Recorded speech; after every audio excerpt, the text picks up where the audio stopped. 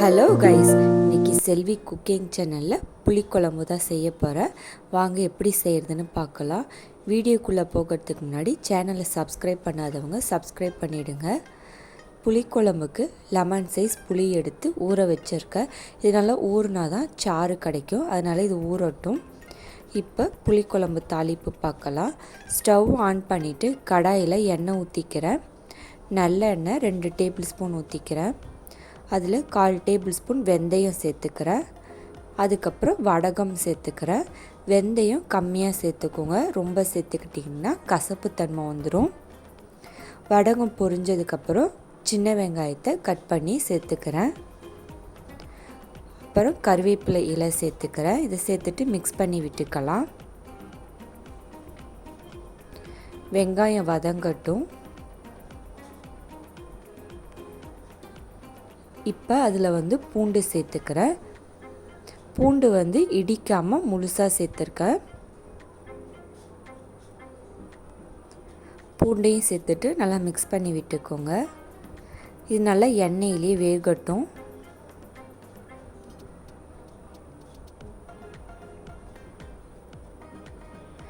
வெங்காயம் பூண்டுலாம் நல்லா வெந்ததும் அதில் தக்காளி 1 சேர்த்துக்கிறேன். புளி சேர்க்கறதுனால தக்காளி 1 தான் சேர்த்துருக்கேன். தக்காளி சேர்த்துட்டு இது நல்லா வேகட்டும். வெந்ததுக்கப்புறம் மற்ற பொருள் சேர்த்துக்கலாம். பூண்டு இன்னும் வேணும்னா நீங்கள் அதிகமாக சேர்த்துக்கோங்க. நான் கம்மியாக வைக்கிறதுனால அதுக்கேற்ற மாதிரி பூண்டு சேர்த்துருக்கேன்.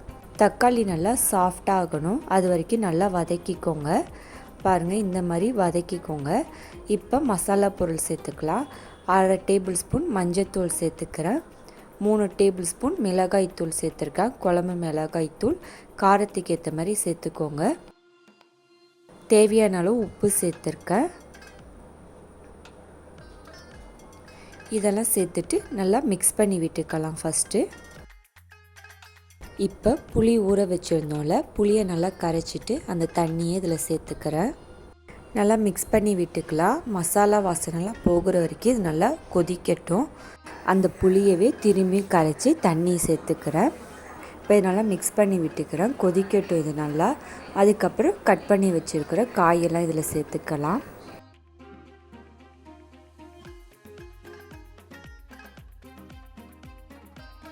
இப்போ குழம்பு நல்லா கொதிக்குது, மசாலா ஸ்மெல்லாம் போயிடுச்சு.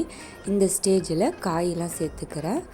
கத்திரிக்காய் 2, உருளைக்கிழங்கு, அதுக்கப்புறம் முருங்கைக்காய், இது 3ஐயும் சேர்த்துக்கிறேன்.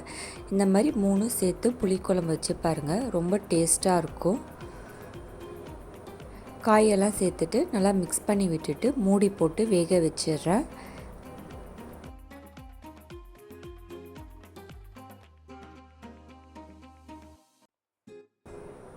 இப்போ காய் வெந்துருச்சான்னு பார்த்துக்கலாம்.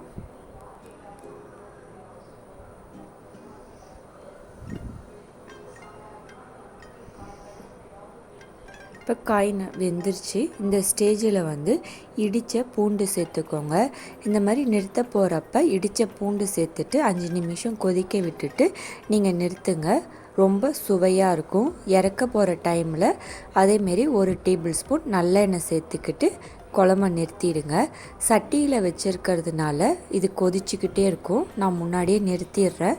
நீங்கள் வேறு எந்த பாத்திரத்தில் வைக்கிறதா இருந்தாலும் 5 நிமிஷம் கொதிச்சுட்டு ஸ்டவ்வை ஆஃப் பண்ணிவிடுங்க. நான் சொன்ன டிப்ஸை ஃபாலோ பண்ணுங்கள், ரொம்ப டேஸ்ட்டாக இருக்கும் குழம்பு. இப்போ ஸ்டவ்வை ஆஃப் பண்ணிடுறேன். ட்ரை பண்ணி பாருங்கள். பிடிச்சிருந்தா சப்ஸ்கிரைப் பண்ணுங்கள், லைக் பண்ணுங்கள். நோட்டிஃபிகேஷன் காட்டணுன்னா பெல் ஐக்கானை கிளிக் பண்ணுங்கள். தேங்க்யூ.